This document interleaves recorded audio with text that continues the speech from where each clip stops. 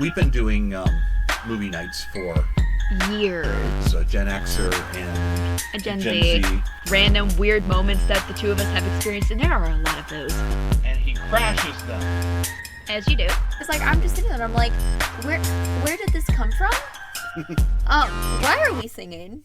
I mean, you're not going to learn anything about the movies listening to us talk. This is the Argo City Podcast. Film, conventions, and fan life with Maddie and Matthew. And we have returned. And I hope you enjoyed hearing Maddie's voice there, because that's about the last you're going to hear her through this whole thing. Huh? What? We're doing one of my movies tonight out of the movie Box of Doom, and actually this one's a big one for me. So we are doing Gone in 60 Seconds, and this is, I mean, it's a Nicolas Cage movie from 2000, and this one's, I don't know, the way I described it to you was, it's kind of like comfort food to me. Yeah, it's one of those where I like the characters, I like the action, I can just sink into this, and if I'm flipping channels on television and this is on, I'm just gonna sit and watch it. Mm-hmm. I don't know. I have very mixed feelings about this movie. This is a car movie. I don't know anything about cars. I have no interest in cars. Well, I mean, I'm the same way. I don't know anything about cars, and yeah, I have no. It makes it hard for me to understand why you like this so much. Because it's a chance to camp out in somebody else's fandom for a little while. You've talked a little bit about that before. That's why you're into like collectors or something on like TV Collectors right Call now, on right? on MeTV and stuff like that, because you get to experience that whole excitement of somebody else's fandom without actually being a part of it yourself. Yeah. And that's part of it. I mean, I do enjoy Nicolas Cage movies. I especially enjoy these early 2000 ones. Mm-hmm. I got a kind of special interest in this one, though, too. So, have you ever seen... There's a meme that goes around about how we should stop remaking like popular movies like Terminator or Aliens, and we should start remaking bad movies that never got a chance, right? Okay. Would you believe this is a remake? This is a remake? Yes. And that's something that I think even a lot of Gen Xers do not realize. Because this thing came out in 2000, so it's hitting the Gen Xers on the back end. It's hitting millennials and maybe a little bit of Gen Z on the front end. Yeah. And it feels like its own thing. Like, I feel like I've heard this, like, the title, but I don't feel like I've heard that specific title. Like, Gone in 60 Minutes. Gone in 60 Seconds. I don't know. There's some familiarity about it, but I'm not in this fandom enough to really know what it is. There was a rash of these in the 2000s. Like, there was Gone in 60 Seconds. There was A Need for Speed, which is based on a video game. That's the one that I know. There's Fast and Furious. That's also one that I know. And Fast and the Furious weirdly turns into, like, James Bond by the third movie or something. It's something completely different. I like it better when it's one of these. So, and I don't know if this was part of that, or if they saw that craze coming and decided we need something, or if this was really one of the ones that kicked it off. There's usually something in the air. You'll get a bunch of things that are the same idea at the same time. But this is based off a movie from the 1970s. Oh, that's a lot older than I was expecting. Yeah. I mean, it's actually almost ripe for remake. So, back in the 70s, there was this maniac filmmaker named H.P. Halecki. I hope I'm pronouncing that right. That sounds like the name of a maniac. And I hope I'm pronouncing that right, because I've only seen it written. I've never actually heard it spoken. And one of his big hit was Gone in 60 Seconds. Yeah. And it's this. It is this. Now, it's not as slick as this.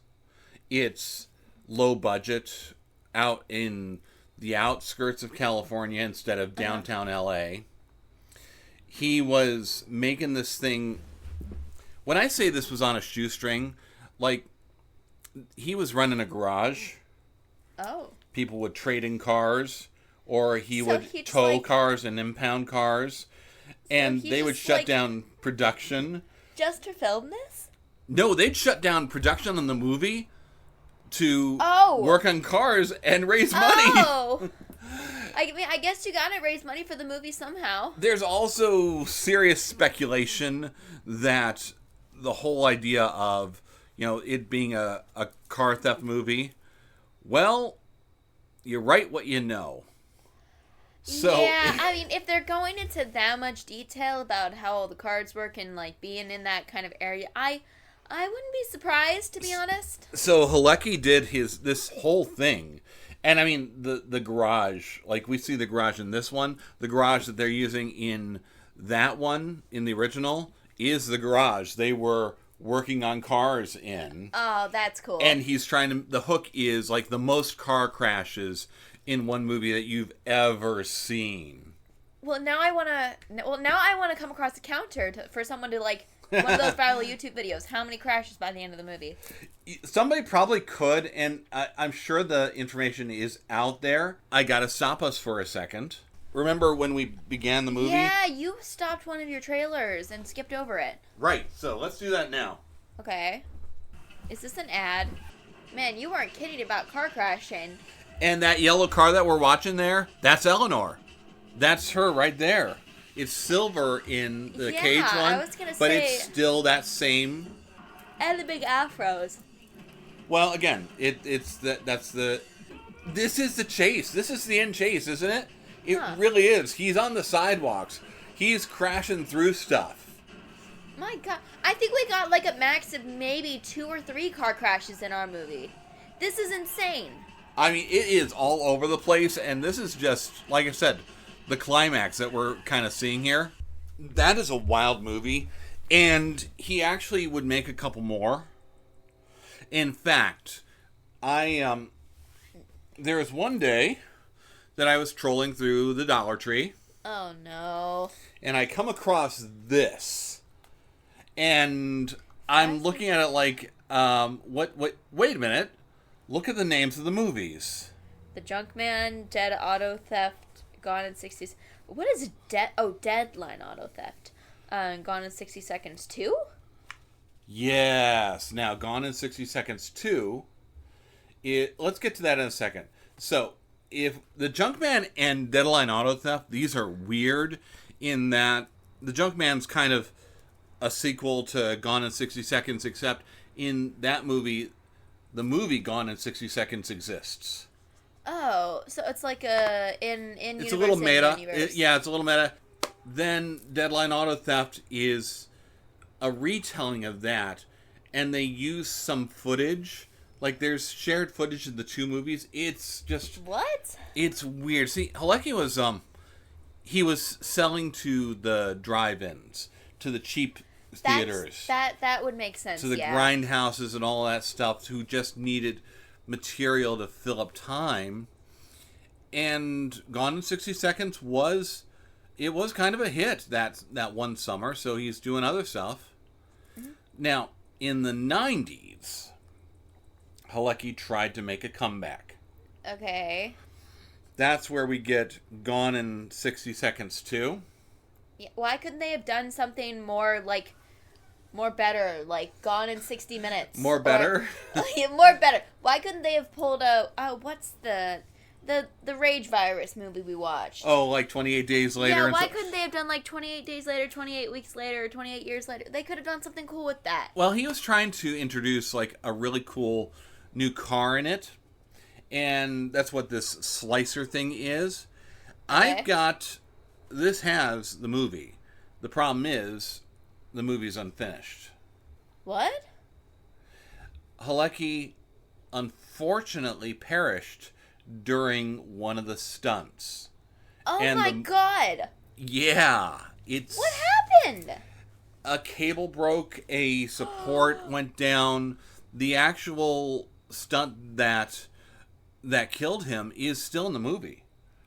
And Why so, would they leave that? because this is all that there is of it. This 30 minutes. So his widow authorized, okay, we'll release this so you can at least see, kind of get an idea of what he was trying to do. Oh no, that's so sad. It really is, because it's like you almost want to root for him to do it, to actually make his sequel, to actually make his comeback, especially with how wild that original movie is. And that's what this little Dollar Tree gem is. We're not going to go through this whole thing, but I wanted to just give you a little bit of it. Okay. There he is. Oh. He's a bit older now, and we're still trying to steal a car or a truck. A truck? Okay. My dude, this is like the worst. Why wouldn't you drop onto the previous one? Oh, that's an old computer. Yeah, because again, it's the 90s.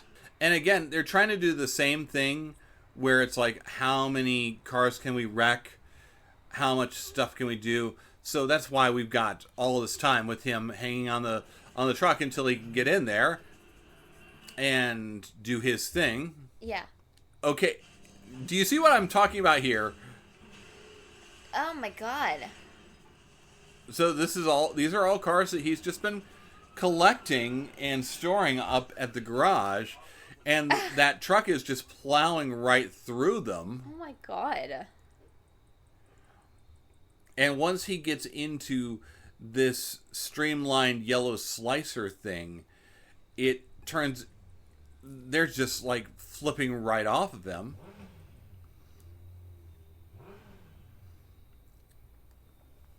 And that's kind of the thing too, where it's like, I feel it's important to give you the history of this, because I don't know you're going to get this anywhere else. Like I said, people don't realize that 2000 Nicolas Cage movie is a remake of something else. His estate got paid for it. They had to get the rights from them, and they did good.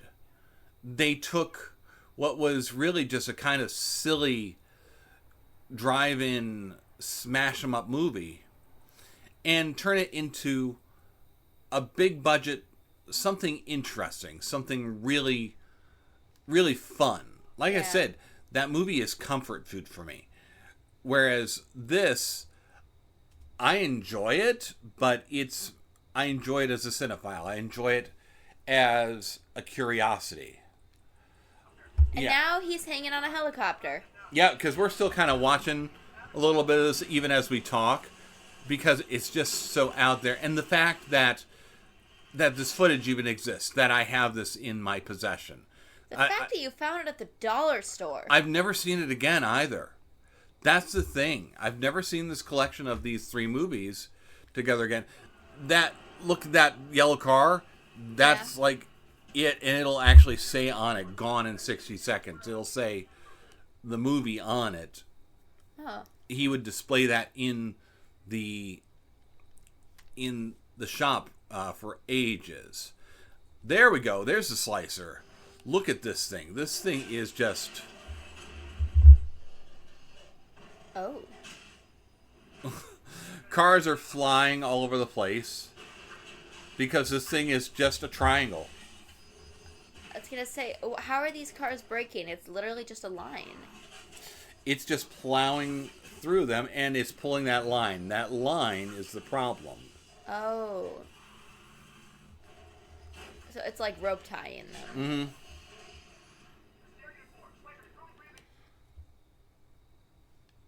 There we go. Now I can actually see it. Yeah, look at just how weird this thing is. And supposedly he's in it. He's not, because he's gone by then. But they were filming this later.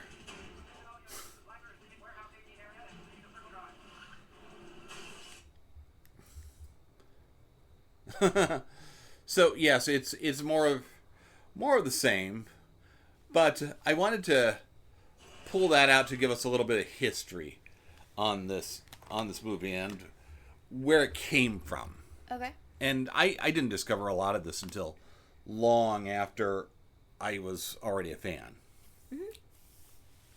So, let's get into the movie itself now that we're halfway through the episode. Probably should do that, yeah. We have younger brother Kip Raines gets a contract to steal 50 cars for the 9th Doctor Who. Of course. And he fumbles it, and his older brother, an infamous car thief, Randall Raines, played by Nicolas Cage, comes in to figure out how do we steal 50 cars in one night, satisfy the contract, and save his brother. And shenanigans ensue. Lots of shenanigans. It's fun stuff to watch, especially since it's so out there. There's a lot of stuff, again, I don't necessarily understand. We have some gadgets that are maybe realistic and maybe not. It's hard to tell, like scanning the garage door or something like that. They have a way of identifying the cars. So they've got a list of what they need. Yeah, they named them after women so that if anybody caught onto the frequency, they wouldn't be suspicious, which I actually had a question regarding around that. Yeah. Because that's something that I see even now day to day, that guys will name their cars like after girls or after old girlfriends or things like that.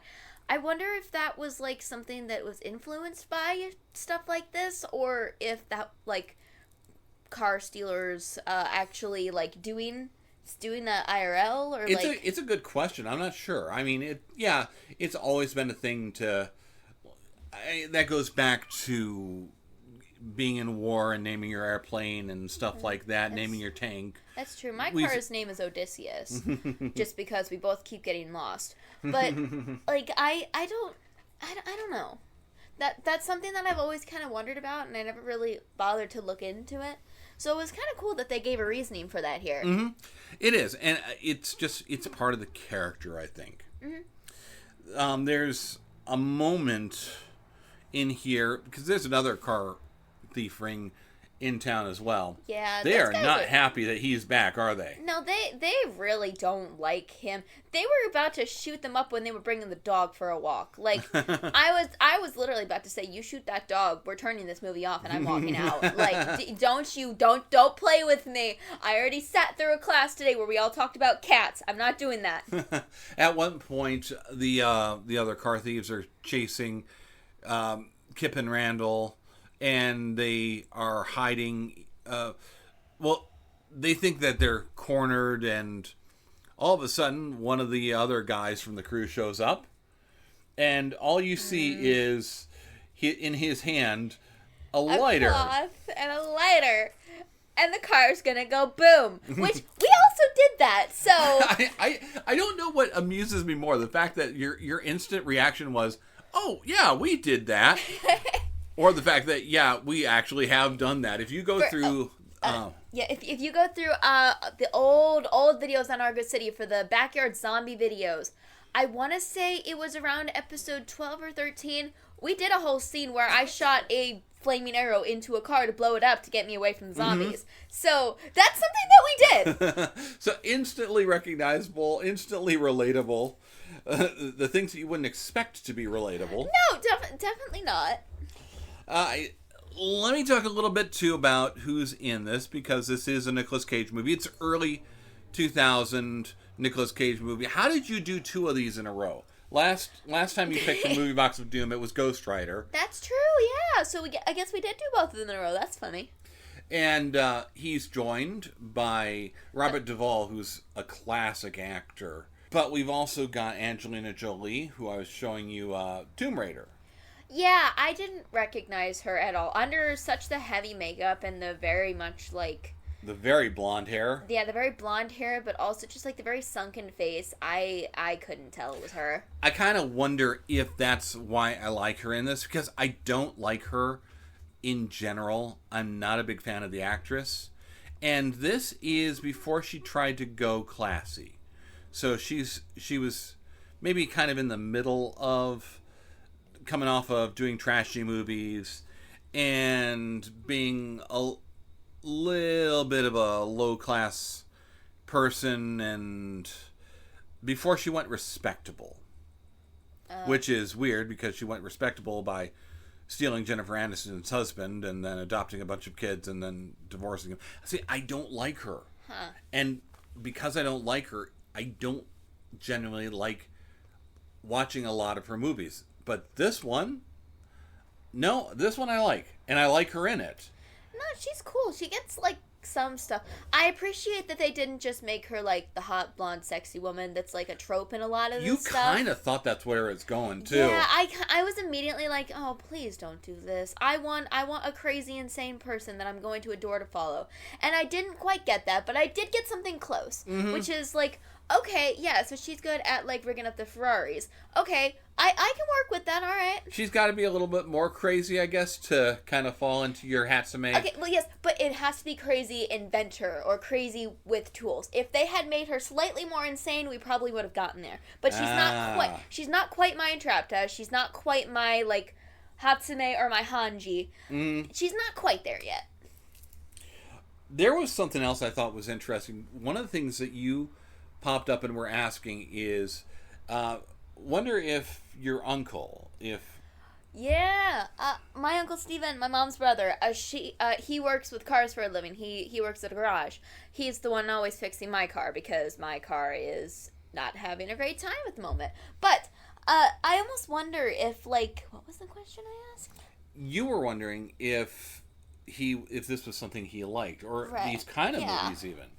Yeah, I was going to say, like, I wonder if this is something that he would enjoy, or if this was something he'd like. I know a lot of the time at, like, family dinners and stuff, he'll have his phone out and he'll be watching, like, those kind of car stuff on YouTube. And I've also seen him watch through a decent amount of it on, like, TikTok. But I don't know if he'd be down for, like, the full movie. I'm going to have to ask him next time I'm down there. Well, I mean, this or the Fast and Furious ones or the Need for Speed ones. What you see him watching is the real stuff, and he's done some of the real stuff. He's done Demolition Derby. He's done racing. He's offered to take me with him a few times, but I'm just like, I don't know if I want to do that. I kind of wonder the same thing if he's into this, because it is such fantasy. I know that's true. There's like enough of it that is real that I catch it, but I don't know enough about it to pinpoint the parts that are wrong.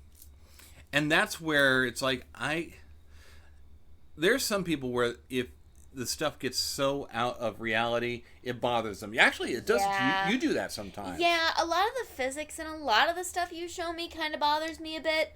I'm always the one yelling out, that's not how physics work! And I do that a lot with a couple of different things, but I don't know. Now, on the other hand, the closest I can really come to understanding that is there's a movie called Hackers. Curiously enough, it's also with Angelina Jolie, and it's also one that I don't mind her in. Only this time she has tiny, short, like Mo Howard kind of bob cut hair. Oh, it's weird.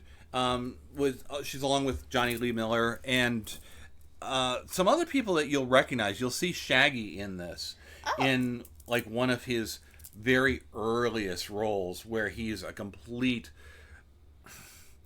bit of a burnout, and he's obviously the son of a couple of hippies that never left the 60s entirely. I mean, that is Shaggy's backstory, so you can't you can't exactly deny that. So it's prototypical for him. It's like, okay, I can see you're working up to it. But Hackers is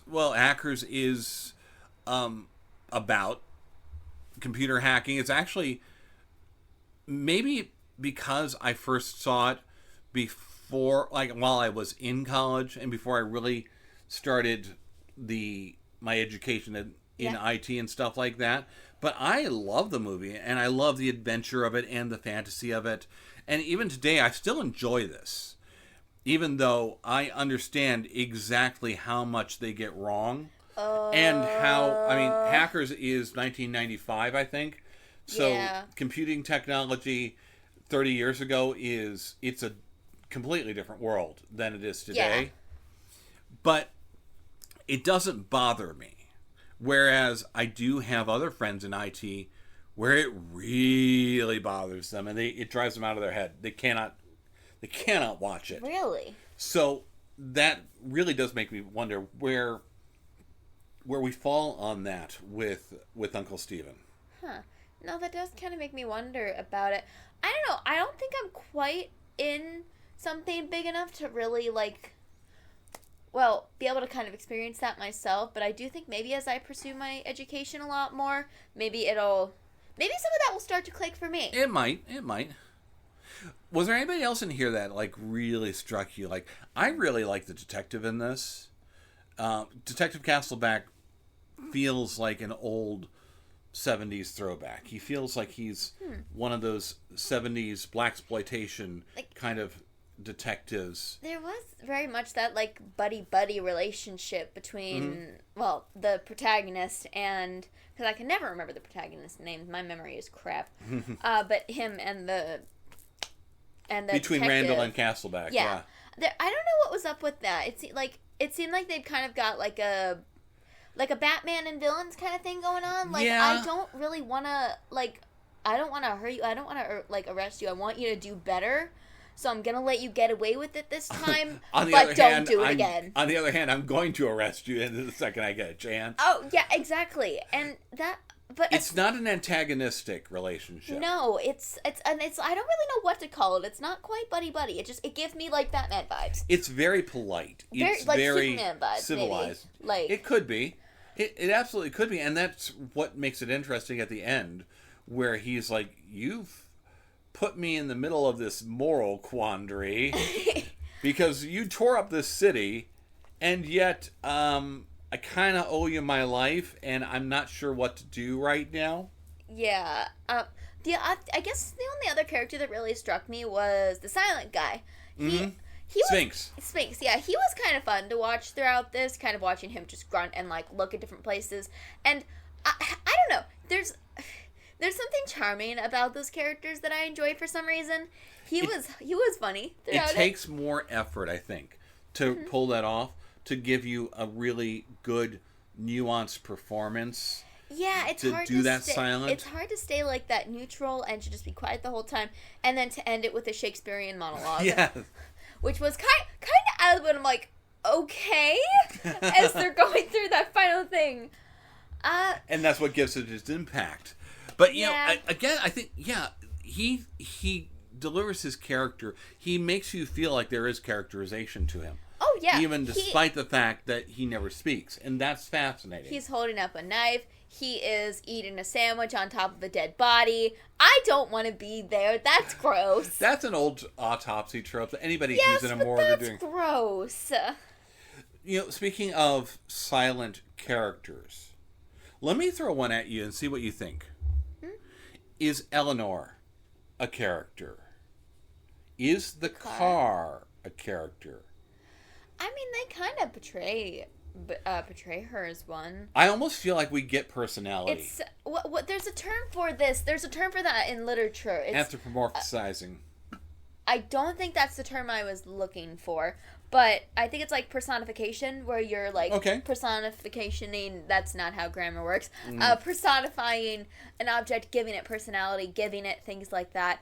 And I mean, to be fair, you used to do the same thing to me and Lydia. You used to make your car, like, squeak and honk at us when we would leave and walk away from the car. So you kind of did that, too.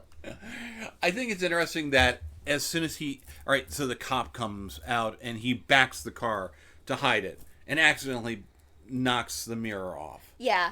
That's when the car starts to give him attitude. Yeah. That's when she goes was off. not happy. She was not enjoying her, left eye being broken. You just get a little bit of personality from it, and you almost understand why he's afraid of it, because he's got this history with these cars. He knows, anytime I try and do this specific model, something's gonna go wrong. Yeah, something goes wrong. I think he said he almost got arrested three times trying to get him killed. out. Almost got killed 3 times trying to get that car out of there. There's a moment where one of the buddies says it's his unicorn. And one of the kids is like, huh? How does he not know what a unicorn is? Like, you almost reached through the television to throttle him.